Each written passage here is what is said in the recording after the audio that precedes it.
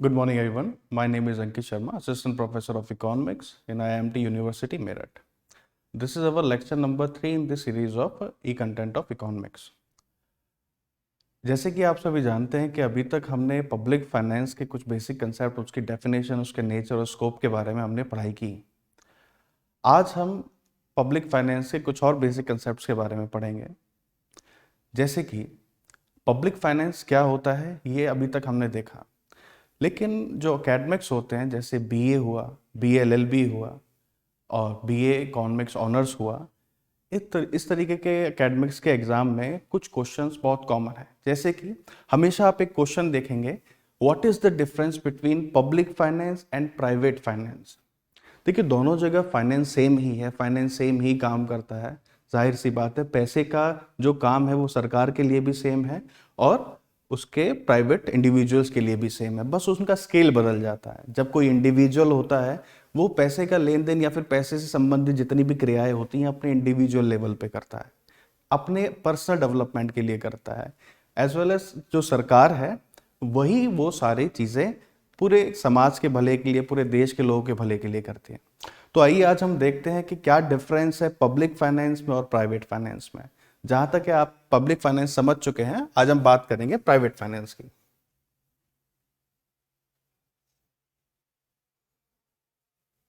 Yes, as you can see, private finance is the study of income and expenditure borrowing of an private individual और private institutions. देखिए, जैसे हमने public finance में भी देखा था, पब्लिक फाइनेंस किससे रिलेट करता था? सरकार की इनकम, सरकार का एक्सपेंडिचर, सरकार की borrowings. Same as private individual भी उसके फाइनेंस, इनकम, उसके एक्सपेंडिचर और उसकी बोरोइंग। जैसे हमने समझा था कि बोरोइंग्स की जरूरत हमें कब पड़ती है? जब हमारे खर्चे ज्यादा होते हैं और इनकम कम होती है, तब हमें उधार लेने की जरूरत होती है। और हम हमेशा एक बात का ध्यान रखते हैं, जब भी हम उधार लेते हैं हमें ये ध्यान रखना बहुत जरूरी है वो उधार का पैसा हम हमेशा एक प्रोडक्टिव काम में इस्तेमाल करें। क्योंकि अगर हम ऑलरेडी किसी से उधार ले रहे हैं, यानी कि वो हमारे पास ऑलरेडी रिसोर्स की कमी है और उसे अगर हम प्रोडक्टिव काम में नहीं लगाते हैं तो फिर उधार चुकाना तो बहुत दूर की बात हो जाएगी, हम आगे और उधार की जरूरत पड़ेगी। इसी सीक्वेंस को आगे जब ये पाइल अप हो जाता है, हम इसे एक डेट ट्रैप का नाम देते हैं, जिसे हम आगे फर्दर समझेंगे। अभी private finance can be classified into two categories, that is personal finance and business finance. जैसे कि हम प्राइवेट फाइनेंस को भी दो जगह डिवाइड करते हैं। एक तो प्राइवेट फाइनेंस हमें जरूरी होता है अपने इंडिविजुअल लेवल पे, और हमारे इंडिविजुअल फाइनेंस या फिर बिजनेस लेवल पे हमें जरूरत होती है। जैसे कि अगर हम मुझे घर के खर्चे करने हैं, फॉर एग्जाम्पल हमें घर का राशन आना होता है, घर का रेंट जाना होता है, बच्चों की पढ़ाई के खर्चे होते हैं, XYZ, क्या कोई मकान लेना है, कोई गाड़ी लेनी है, उसके लिए जब हमें खर्चे करने होते हैं और हमारे पास पैसा नहीं होता तो हम उसे इंडिविजुअल पर्सनल लेवल पे पर्सनल लोन लेते हैं या फिर प्रॉपर्टी लोन लेते हैं। और उसी तरीके से जब हमें बिजनेसेस में पैसे की रिक्वायरमेंट होती है तो हम उसे पब्लिक फाइनेंस या प्राइवेट फाइनेंस कहते हैं, for the purpose of our industries और you can say business. Personal finance deals with the process of optimizing finance by individuals such as people, families, single consumer, etc. And whereas business finance involve the process of optimizing finance by business organization. देखिए, जो personal finance होता है यहाँ पे maximum जो हमारा objective होता है वो होता है पर्सनल सेटिस्फेक्शन का। हमारी जो इच्छाएं हैं, हमें जो करना है, अपने आपको एक पर्सनल सेटिस्फेक्शन देने के लिए, हमारा जैसे हम कह सकते हैं अपनी इच्छाओं की पूर्ति के लिए। वहीं पे जब हम अपने बिजनेस के लिए हम लोन लेते हैं तो वहाँ पे हमारा मेन मोटिव होता है कि ज़्यादा से ज़्यादा हम अपने बिजनेस का एक्सपेंशन कर पाएँ, एक प्रोडक्टिव साइकिल में आ पाएँ और ज़्यादा से ज़्यादा मुनाफा कमा पाएँ, जिसे हम कहते हैं मैक्सिमाइजेशन ऑफ प्रॉफिट। ओके, तो यहाँ पे हम प्राइवेट फाइनेंस को समझ पाए हैं कि प्राइवेट फाइनेंस होता क्या है। और यहाँ पे हम देखा है कि मेन डिफरेंशिएट हम कर सकते हैं कि गवर्नमेंट का फाइनेंस और प्राइवेट फाइनेंस में मेनली क्या डिफरेंसेस हैं। ये टॉपिक इसलिए जरूरी है क्योंकि ये बहुत ही फंडामेंटल डिफरेंस है, जो कि ज्यादातर एकेडमिक्स में ये क्वेश्चन आपके एग्जामिनेशन में आता है। चलिए डिफरेंसेस भी समझेंगे, लेकिन डिफरेंसेस से पहले हम कुछ सिमिलैरिटीज देखते हैं कि क्या सिमिलैरिटीज है पब्लिक फाइनेंस में और प्राइवेट फाइनेंस में। सबसे पहला ऑब्जेक्टिव, ऑब्जेक्टिव दोनों के सेम ही होते हैं। जैसे मैंने बताया कि जब हम उधार लेते हैं तो हमारे ऑब्जेक्टिव्स वही होते हैं कि हम ज्यादा से ज्यादा उस पैसे का सदुपयोग कर पाए। वहीं पे जो सरकार है वो ज्यादा सदुपयोग कब कर पाएगी, जब वो ज्यादा से ज्यादा सर्विसेज प्रोवाइड कराएगी अपने लोगों को, ज्यादा से ज्यादा वेलफेयर प्रोवाइड कराएगी, जिससे एट लार्ज पूरी कम्युनिटी का भला हो, पूरी कम्युनिटी का वेलफेयर हो। वहीं पे प्राइवेट इंडिविजुअल ये सोचेगा कि ज्यादा से ज्यादा मैं पैसे को इस तरीके से इस्तेमाल करूं कि ज्यादा से ज्यादा आउटपुट उसे पर्सनल लेवल पे मिले, उसे पर्सनल सेटिस्फेक्शन मिले, या फिर उसका पर्सनल बिजनेस अच्छे से रन करे। दैट मीन्स दोनों को ही अपने पैसे का मैक्सिमम यूटिलाइजेशन करना है। Next is principles. देखिए बेसिक प्रिंसिपल्स दोनों के लिए सेम होते हैं। प्रिंसिपल्स में हम बात कर सकते हैं कि नो वेस्टेज ऑफ मनी।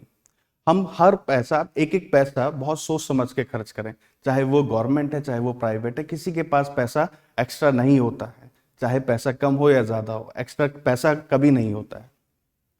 ठीक है, उसके बाद हम समझते हैं इनकम, एक्सपेंडिचर एंड बोरोइंग। बिल्कुल सही बात है, चाहे गवर्नमेंट हो चाहे प्राइवेट हो, गवर्नमेंट को भी एक इनकम सोर्स रखना पड़ता है, प्राइवेट को भी एक इनकम सोर्स रखना पड़ता है। जाहिर सी बात है, हम लोग कमाएंगे तभी खर्च कर पाएंगे, और सेम एज गवर्नमेंट पैसा कमाएगी तभी खर्च कर पाएगी। जैसे मैंने पहले ही बताया था कि गवर्नमेंट के कई तरीके होते हैं पैसा कमाने के, जैसे प्रोडक्शन एक्टिविटीज में भी होते हैं, टैक्सेस होते हैं अलग अलग तरीके के, और बहुत सारे तरीके होते हैं जो हम फर्दर चैप्टर्स में आगे भी पढ़ेंगे।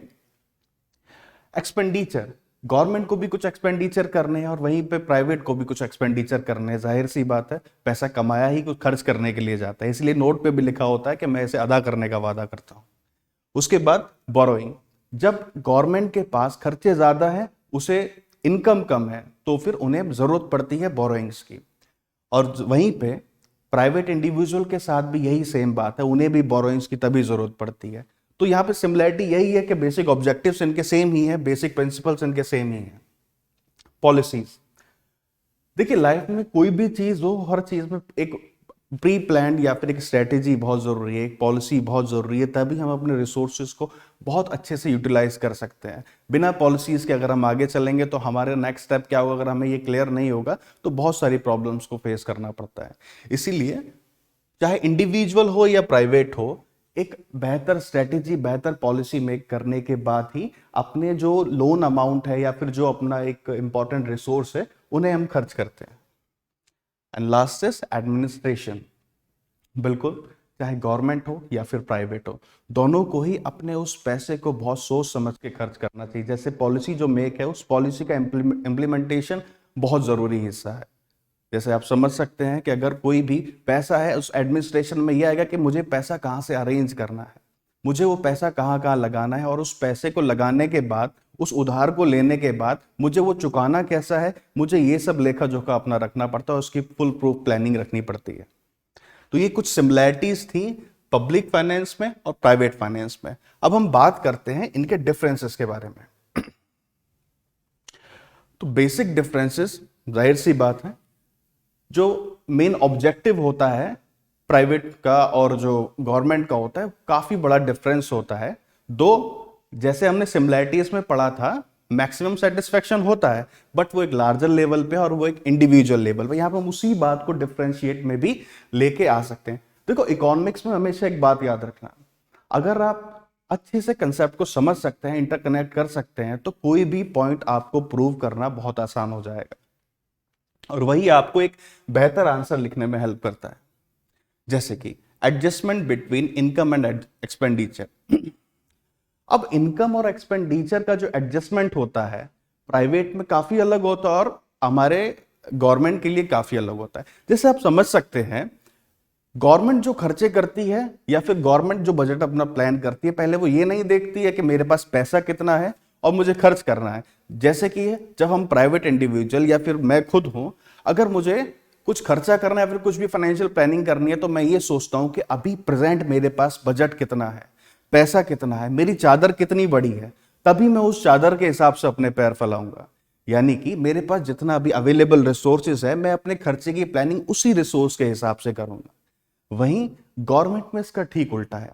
गवर्नमेंट पहले ये देखती है कि मुझे अपनी इकोनॉमी में क्या क्या जरूरी काम करने हैं, क्या क्या जरूरी खर्चे हैं जिसके बिना काम नहीं चल पाएगा, और ये चीजें हमारे जैसे डेवलपिंग इकोनॉमी में बहुत ज्यादा होती हैं। ठीक है, और इसीलिए डेवलपिंग इकोनॉमीज में आप हमेशा एक वर्ड सुनेंगे, that is fiscal deficit. Fiscal deficit क्या होता है, रेवेन्यू डेफिसिट क्या होता है, ये बातें हम और अच्छे से आगे समझेंगे।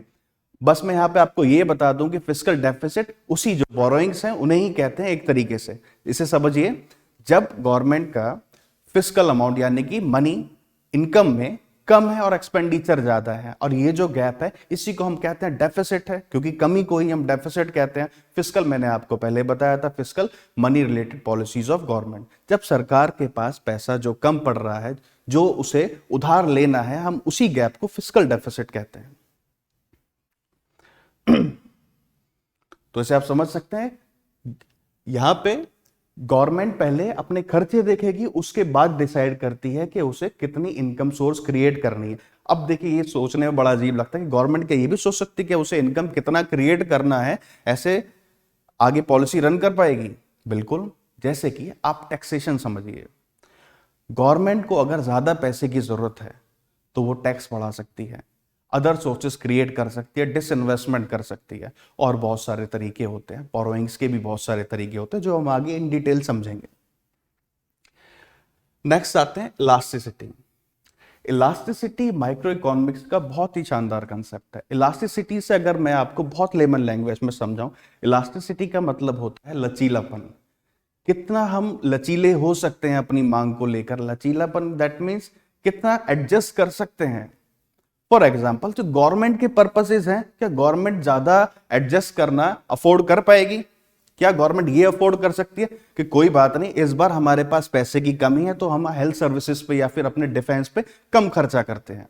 नहीं, गवर्नमेंट को इन चीजों पे खर्चा करना बहुत जरूरी हो जाता है। तो गवर्नमेंट ज्यादा लचीला नहीं हो सकती कि उसे ये चीजें करनी है तो करनी है, चाहे पैसा अरेंज करना पड़े या खुद प्रिंट करना पड़े। गवर्नमेंट कैसे पैसा प्रिंट करती है ये भी हम आगे समझेंगे, लेकिन आप यहां पे ये समझिए कि गवर्नमेंट के जो खर्चे हैं वो जरूरी नहीं है एडजस्ट हो पाए। तो गवर्नमेंट को अपने खर्चे के लिए इलास्टिसिटी बहुत कम है या फिर ना के बराबर है। वहीं पे जो प्राइवेट इंडिविजुअल है उसके लिए ये सब चीजें कंपैरेटिवली ज्यादा लचीली होती हैं। प्राइवेट इंडिविजुअल की फाइनेंस की रिक्वायरमेंट थोड़ी ज्यादा लचीली होती है, क्योंकि प्राइवेट इंडिविजुअल अपने सेल्फ इंटरेस्ट में ये सोच सकता है कि हो सकता है आज मेरे पास पैसे की कमी है, पर थोड़ा देर रुक के इस चीज को खरीद सकता हूं, या फिर ये पैसे की जरूरत मुझे आगे हो सकती है, तो मैं अभी अपना ज्यादा फाइनेंस ना लूं या फिर मैं अभी ज्यादा बोरोइंग्स ना करूं। तो ये एक लिबर्टी उस इंडिविजुअल के पास है कि मुझे अभी ये खर्चा करना है या नहीं करना है, क्योंकि उसका इफेक्ट लिमिटेड रहता है उसी तक या उसके परिवार तक। वहीं पे गवर्नमेंट के पास ये लचीलापन नहीं है। ओके, इलास्टिसिटी के बाद हम देखते हैं इनके मोटिव्स। जैसे कि अभी तक आपको क्लियर हो गया होगा कि गवर्नमेंट के जो मोटिव होते हैं उधार लेने के वो बहुत ही विस्तृत हैं। जैसे समझ सकते हैं, जो गवर्नमेंट को डेवलपमेंट के काम करने, अपने देश में एक बेहतर इंफ्रास्ट्रक्चर डेवलप करना है, बेहतर एजुकेशन एनवायरनमेंट डेवलप करना है, बिजनेसेस डेवलप करने हैं और बहुत सारी चीजें हैं। तो उनका एक मेन गोल रहता है इकोनॉमिक डेवलपमेंट या फिर लोगों का वेलफेयर। वहीं पे प्राइवेट इंडिविजुअल्स के लिए ये सब चीजें लिमिटेड रहती हैं खुद तक। Next is expenditure. एक्सपेंडिचर को भी हम मोटिव्स में ही समझ सकते हैं कि गवर्नमेंट को जो एक्सपेंडिचर करना है वो अलग तरीके से डायरेक्टेड है, उसमें पूरा वेलफेयर का एक कंसेप्ट आ जाता है।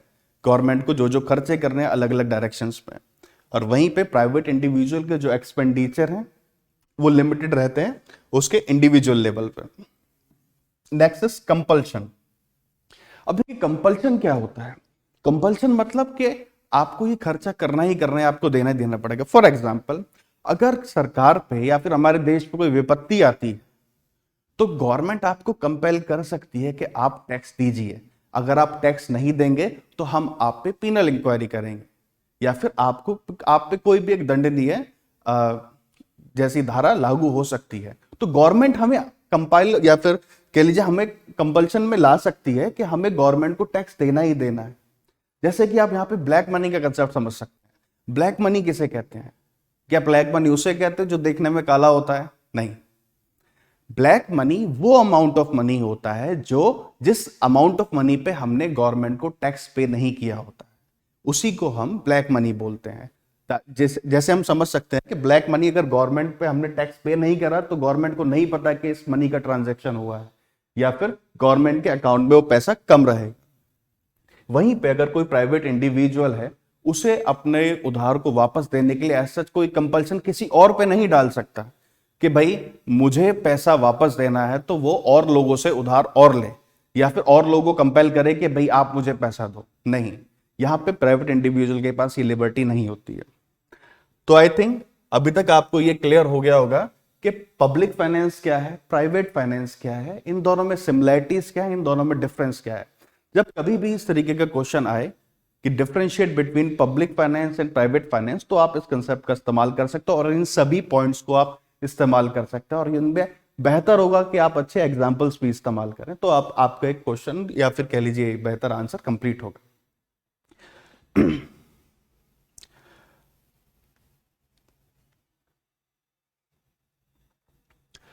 चलिए, इसके बाद एक कंसेप्ट आता है पब्लिक फाइनेंस में, टाइप्स ऑफ गुड्स। गुड्स जैसे हम सभी जानते हैं कि हम वस्तुओं को कहते हैं। अब क्या वस्तुएं भी अलग अलग प्रकार की होती हैं? बिल्कुल, वस्तु कह लीजिए, गुड्स कह लीजिए, डिफरेंट टाइप्स की होती हैं, जिसे हम कैटेगरीज में डिवाइड करते हैं। For example,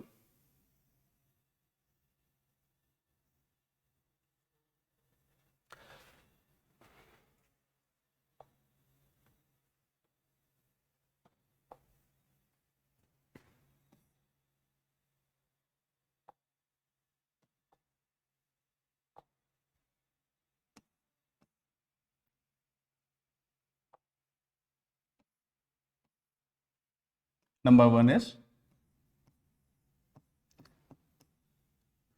public goods. Number 2, private goods.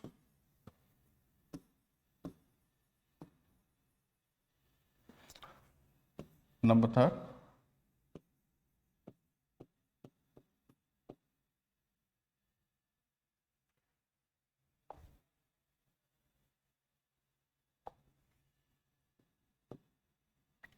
merit goods. Number 4,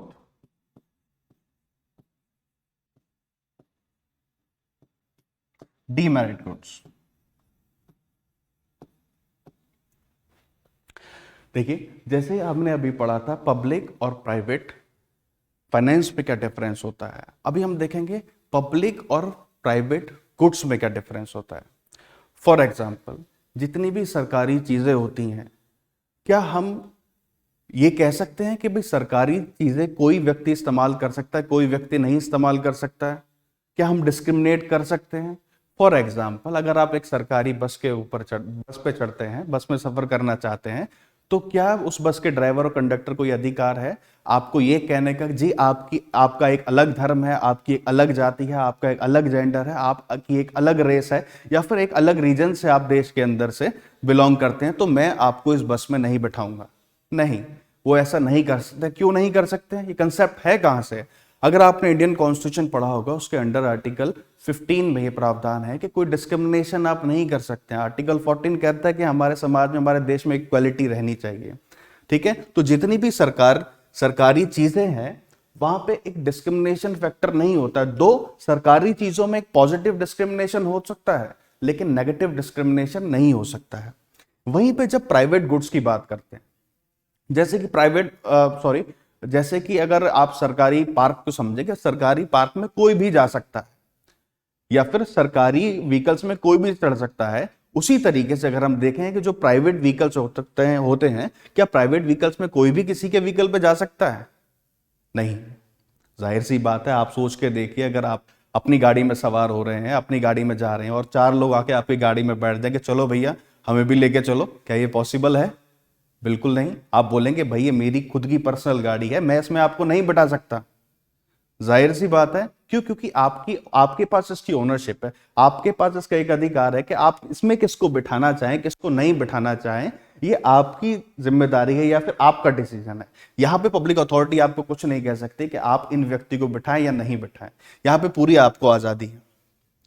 वहीं पे मेरिट गुड्स क्या होते हैं? मेरिट वर्ड से आप समझते हैं कि काफी अच्छी चीजें हैं, जो मेरिट में फर्स्ट आता है या फिर जो लिस्ट लगती है क्रीम लेयर की। हम बोलते हैं ना कि अगर किसी एग्जाम में क्वालिफाई करे तो मेरिट लगती है। मेरिट कैसे लगती है? अच्छी चीजें जो फिर टॉप टू बॉटम जाते हैं, कि जो अच्छी अच्छी चीजें हैं वो हमारे सामने बनी रहती हैं। तो मेरिट गुड्स हो गए अच्छे गुड्स जिनका फायदा मिलता है, या जिन गुड्स के इस्तेमाल से हमें इंडिविजुअल लेवल पे या समाज के लेवल पे हमें फायदा मिलता है। जैसे कि क्या प्रोडक्ट्स हो सकते हैं? Any guess? Yes, merit goods में हम बोल सकते हैं कि सर अगर हम पेड़ लगाएं तो फायदा हो सकता है। क्या हमें इंडिविजुअल या फिर वेलफेयर या फिर पूरे देश को या फिर पूरे दुनिया को फायदा हो सकता है? बिल्कुल सही बात है, एफॉरेस्टेशन हम इसे बोलते हैं। अगर हम पूरी दुनिया में या फिर अपने इलाकों में खूब सारे पेड़ लगाएं तो जाहिर सी बात है उनसे मिलने वाले फायदे हम सबको मिलेंगे। उस काम को करने से हमें फायदा मिल रहा है, तो इसलिए वो मेरिट गुड्स हैं। और इन मेरिट गुड्स पे गवर्नमेंट क्या देती है? सब्सिडी। सब्सिडी गवर्नमेंट क्यों देती है, या फिर सब्सिडी होता क्या है? सब्सिडी कहते हैं आर्थिक मदद को जो कि सरकार करती है कुछ मूलभूत चीजों के लिए। अब जैसे कि आप देख सकते हैं मेरिट गुड्स से फायदा हो रहा है, तो सरकार चाहेगी कि मेरे देश का फायदा हो, मेरे देश के लोगों का फायदा हो। अगर ये चीजें महंगी भी हैं तो इन्हें सस्ता करने का क्या तरीका हो सकता है? सरकार कहेगी अगर कोई चीज 100 रुपए की है, आपके पास 80 रुपए हैं, तो 20 रुपए मैं अपनी जेब से देती हूं, लेकिन आप ये काम करो, 80 रुपए आप लीजिए, 20 रुपए सरकार से लीजिए, आप उस चीजों का इस्तेमाल कर सकते हैं, आप पेड़ लगा सकते हैं। ठीक है, तो उसके बाद हमें क्या होता है? उससे फायदा मिलता है। तो सब्सिडीज किस तरीके की गुड्स में मिलती है? मेरिट गुड्स पे, जिनके फायदे होते हैं। जैसे कि हमें सब्सिडी किन किन चीजों पे मिलती है? हमें राशन पे सब्सिडी मिलती है, सब्सिडाइज रेट पे जो हमें गेहूं और चावल मिलता है राशन की दुकानों पे, क्योंकि जाहिर सी बात है उन्हें खा के हम पोषण मिलता है उन लोगों को जिनके पास बेहतर और अच्छा खाना खाने के पैसे नहीं होते हैं, जाहिर सी बात है। उसी तरीके से हम बात करते हैं डीमेरिट गुड्स। अब डीमेरिट गुड्स आप समझ सकते हैं कि एकदम विपरीत है मेरिट गुड्स का, जिनके कंजम्पशन से या फिर जिनके इस्तेमाल से दुनिया को नुकसान हो, हमें नुकसान हो, हमारे देश को नुकसान हो। क्या है ऐसे ऐसे एग्जाम्पल गुड्स के? यस, जैसे आप देख सकते हैं सिगरेट्स, अल्कोहल, इनका कंजम्पशन ना तो हमारे खुद के लिए अच्छा है, ना ही हमारे आसपास लोगों के लिए अच्छा है। तो फिर सरकार की क्या जिम्मेदारी बनती है कि इन गुड्स का कोशिश करे कि कम से कम बेचे या फिर कम से कम इनका वितरण हो। उसके लिए क्या तरीका है? उसके लिए ये तरीका है कि इन गुड्स को महंगा कर दिया जाए। महंगा कैसे कर सकते हैं? इन पे टैक्स रेट बढ़ा के। जैसे अभी रिसेंट बजट में भी आपने सुना होगा कि सिगरेट्स पे टैक्स बढ़े हैं, अल्कोहल पे टैक्स बढ़े हैं, तो इन्हें और महंगा होना चाहिए ताकि लोग इन्हें ना खरीदें। एक डिसइन्वेस्टमेंट हो लोगों के लिए कि हम इन चीजों को खरीदेंगे बेकार में, ज्यादा और पैसे देने पड़ेंगे और अपनी हेल्थ खराब करानी है। तो एक तरीके से लोगों को डिस्करेज करने के लिए हम इन्हें महंगा करते हैं, इन पे ज्यादा टैक्सेशन लगा के, और यहां पे हम देते हैं सब्सिडीज।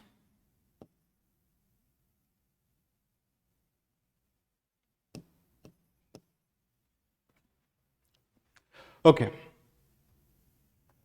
तो आई थिंक ये डिफरेंशिएशन इन गुड्स का आपको थोड़ा समझ में आया होगा। इसके बाद हम थोड़ा आगे चलते हैं, पब्लिक गुड्स को हम विस्तार से पढ़ते हैं।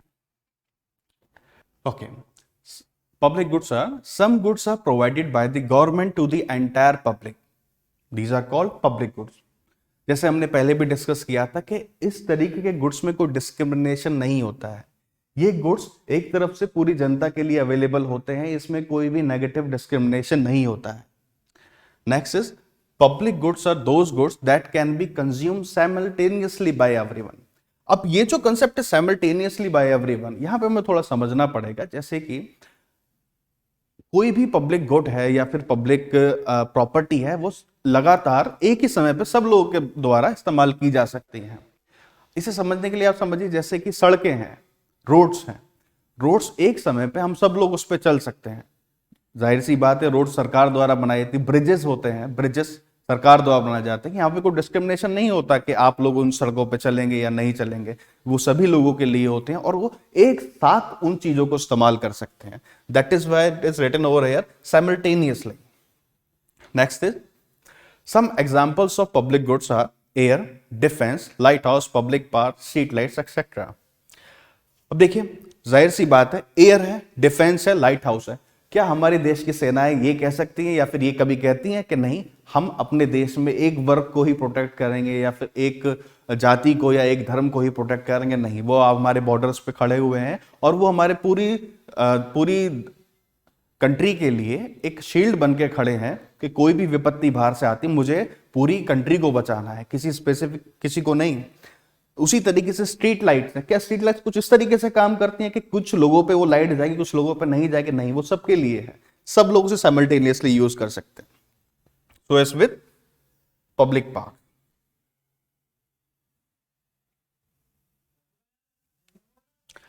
Now we study the features of public goods, that is non-rival. A good is a non-rival if consumption of one unit by one person does not decrease the available units of the consumption by another person. जितने public goods होते हैं वो non rival in nature होते हैं। अब यहां पे समझने की जरूरत है कि नॉन राइवल क्या होता है या फिर राइवल क्या होता है। राइवलरी, राइवल, आपने सुना होगा कि दो लोगों के बीच में राइवलरी चल रही है, दैट मीन्स कॉम्पिटिशन चल रहा है या फिर दुश्मनी चल रही है। अब राइवलरी में क्या होता है, हम एक दूसरे का नुकसान करने की कोशिश करते हैं या फिर एक दूसरे का हक मारने के चक्कर में होते हैं। इसी तरीके से राइवल प्रोडक्ट्स हम उसे कहते हैं कि अगर मान लिया कोई सीमित मात्रा में प्रोडक्ट मौजूद है, दो लोग उसे लेना चाहते हैं, तो एक व्यक्ति जितने वो सीमित संसाधन खरीद लेगा या फिर अपने अंडर में ले लेगा, तो दूसरे के लिए अवेलेबिलिटी उसकी कम हो जाएगी। समझ सकते हैं? फॉर एग्जाम्पल, अगर यहां पे केवल 2 चॉकलेट्स हैं और 2 लोग लेना चाहते हैं, अगर एक व्यक्ति ने दोनों चॉकलेट अपने पास में ले ली तो फिर दूसरे व्यक्ति के लिए कुछ नहीं बचेगा, वो भी लेना चाहेगा, बट वो पोजेशन दूसरे के पास चला गया, तो दोनों में राइवलरी रहेगी। इसीलिए पब्लिक गुड्स में ऐसा नहीं होता है। फॉर एग्जाम्पल, अगर पब्लिक पार्क है, ऐसा होता है क्या 2 लोग पार्क में चले गए तो अब वो लोग पार्क का वो हिस्सा उठा के अपने घर पे ले जाएंगे? बिल्कुल नहीं, वो पार्क तो सभी के लिए अवेलेबल है। तो that is non-rival in nature. Non-excludable. One cannot refuse anyone to consume public good, like air. Non-rival में हम समझते हैं कि लोग एक के कंजम्पशन से दूसरे के कंजम्पशन पे कोई फर्क नहीं पड़ता है, वहां पे हम एक्सक्लूडेबल समझते हैं। अब public goods non excludable in nature होता है। आप पब्लिक गुड्स के इस्तेमाल से किसी दूसरे व्यक्ति को मना नहीं कर सकते, जो हमने पहले समझा कि नॉन डिस्क्रिमिनेशन। आप पब्लिक गुड्स में डिस्क्रिमिनेट नहीं कर सकते हो, नेगेटिव डिस्क्रिमिनेट नहीं कर सकते। Okay, next is indivisible. One can not divide public goods for personal use only. देखिए, इकोनॉमिक्स में जो गुड्स का इस्तेमाल होता है या फिर गुड्स को हम थोड़ा जब समझते हैं तो हम कहते हैं गुड्स डिविजिबल है या इंडिविजिबल है। इसे पहले समझते हैं थोड़ा। जैसे कुछ गुड्स होते हैं जिनको फ्रैक्शंस में हम डिवाइड कर सकते हैं। फॉर एग्जाम्पल, अगर चीनी है या फिर दाल है, हम उसे अलग अलग मेजरमेंट के हिसाब से कई हिस्सों में बांट सकते हैं, क्योंकि वो इसी फ्रैक्शन में होती है, उसका नेचर इस तरीके से होता है कि इजीली बढ़ जाएगी। लेकिन कुछ कंज्यूमर ड्यूरेबल्स होते हैं, फॉर एग्जांपल बाइक है। अब बाइक मेरे पास एक ही है, मैं अगर 2 लोगों को इस्तेमाल करनी है तो उस पर एक साथ ही बैठ के जाएं, लेकिन उस बाइक को अगर 2 लोगों को अलग अलग इस्तेमाल करना होता है तो ऐसा पॉसिबल नहीं है कि आधी बाइक आप ले जाइए, आधी बाइक हम ले जाते हैं। क्या ऐसा पॉसिबल है? बिल्कुल नहीं। तो हम उस बाइक को बोलेंगे बाइक के इंडिविजिबल है। वहीं पे अगर कोई दाल है, 1 किलो दाल है, अगर 2 लोगों को चाहिए तो हम ये कर सकते हैं ना दाल में कि आधा किलो आप ले लीजिए, आधा किलो हम ले लेते हैं, दोनों का काम हो जाएगा, क्योंकि वो डिविजिबल है। ठीक है, तो यहां पे हम बात करते हैं इंडिविजिबल। पब्लिक गुड्स इंडिविजिबल है। जैसे अभी हमने समझा, पार्क्स हो गए, स्ट्रीट लाइट हो गए, एयर हो गई, हम डिवाइड थोड़ी करते हैं कि इतनी हिस्सा आपका, इतना हिस्सा आपका। नहीं, ये सभी के लिए है और सभी को वहीं पे इसका इस्तेमाल करना है। आप उसे घर नहीं ले जा सकते हैं, पार्क का एक हिस्सा उठा के आप घर नहीं ले जा सकते। Next is free riding problem. देखिए, अब ये फ्री राइडिंग प्रॉब्लम आपको समझना पड़ेगा और बहुत एक इसकी समस्या भी रहती है। फ्री राइडिंग प्रॉब्लम क्या है? अब ये चीजें ऐसी हैं, फॉर एग्जाम्पल आप ये समझिए कि जब आप कोई भी सरकारी चीजें इस्तेमाल करते हैं, क्या आप उसके लिए पे करते हैं? फॉर एग्जाम्पल, मैं रोड पे डेली जाता हूं, तो क्या मैंने उस रोड के लिए पे किया है? सोचने वाली बात है। उस रोड के लिए पे कौन कर रहा है? हम पे किस तरह से करते हैं? यस, टैक्सेस देके। बिल्कुल सही बात है। जो हमने टैक्सेस दिए हैं तब हम उस रोड को इस्तेमाल कर रहे हैं, तो हम कह सकते हैं कि भाई ये हमारे पैसों से बनी हुई है। दो इनडायरेक्ट टैक्सेस हम फिर भी पे करते हैं, बट वो इनडायरेक्टेड होते हैं। यहाँ पे फ्री राइडिंग प्रॉब्लम हमेशा रहती है। A person who consumes a good without paying for it. For example, एक गरीब आदमी जिसके पास खुद पैसे नहीं है, वो फुटपाथ पे सोता है। अब जाहिर सी बात है, उसने कोई अभी टैक्स नहीं दिया है, कुछ नहीं कर रहा, लेकिन फिर भी वो उसे इस्तेमाल कर रहा है। बिल्कुल वो कर सकता है, क्योंकि सरकार ने वो चीजें सबके लिए बनाई हैं। दो हम इसे फ्री राइडर बोलेंगे। Next is marginal cost is zero और near zero. Marginal concept microeconomics का एक काफी इंपॉर्टेंट कंसेप्ट है, जिसे हमें समझने की जरूरत है। मार्जिनल क्या होता है, मार्जिनल क्वांटिटी क्या होती है, या फिर मार्जिनल प्रोडक्ट क्या होता है। मार्जिनल हम कहते हैं एक्स्ट्रा या फिर एडिशनल। जो भी एडिशनल यूनिट हम इस्तेमाल करते हैं, हम उसे मार्जिनल यूनिट बोलते हैं। एक के बाद एक यूनिट जो हम इस्तेमाल करते हैं, हम उसे मार्जिनल बोलते हैं। फॉर एग्जाम्पल, अगर एक वस्तु को बनाने की जो मेरी कीमत आ रही है वो 10 रुपए है, और उसके बाद दूसरी वस्तु को बनाने के लिए जो मेरी कीमत आई वो थोड़ी घट गई, 8 रुपए आई, तो मार्जिनल कॉस्ट कितनी कम हुई, या फिर उसकी मार्जिनल कॉस्ट कितनी है, 2 रुपए उसकी मार्जिनल कॉस्ट कम हुई। या फिर अगर हम इसे उल्टा समझें, एक के बाद दूसरा प्रोडक्ट बनाने के लिए 12 रुपए की कीमत आई, तो मार्जिनल कॉस्ट कितनी आई है, 2 रुपए। 2 रुपए एक्स्ट्रा रुपए मेरे खर्च हुए हैं अगले प्रोडक्ट को बनाने के लिए। ओके, तो यहां पे पब्लिक गुड्स में मार्जिनल कॉस्ट जीरो रहती है। यानी कि ऐसा नहीं है कि भाई जो एक बार पार्क बना है या रोड बनी है, दूसरे व्यक्ति को इस्तेमाल करने के लिए दोबारा से रोड बनानी पड़ेगी, नहीं, वो एक ही बार कॉस्ट होगी। अब कितने भी बार उसे यूज कर लीजिए, उसमें कॉस्ट एडिशन नहीं होगा।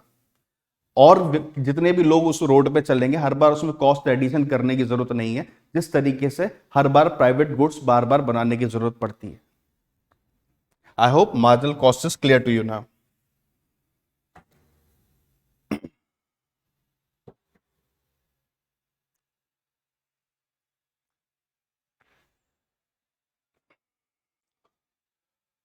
Okay, now we understand about private goods. Private goods क्या होते हैं? Private goods are those goods that cannot be consumed simultaneously by entire people. जैसे हमने पहले भी समझा था, प्राइवेट गुड्स जाहिर सी बात है एक साथ हर किसी के साथ हम इस्तेमाल नहीं कर सकते। फॉर एग्जांपल, किसी के घर में वही प्राइवेट पार्क है। अब क्या ऐसा पॉसिबल है कि पूरी दुनिया उस प्राइवेट पार्क में आके बैठ जाए, या फिर किसी के आपके घर के अंदर आके घुस के बैठ जाए, या फिर आपकी पर्सनल गाड़ी में बैठ जाए, आपके पर्सनल घर में बैठ जाए? जाहिर सी बात है, नहीं।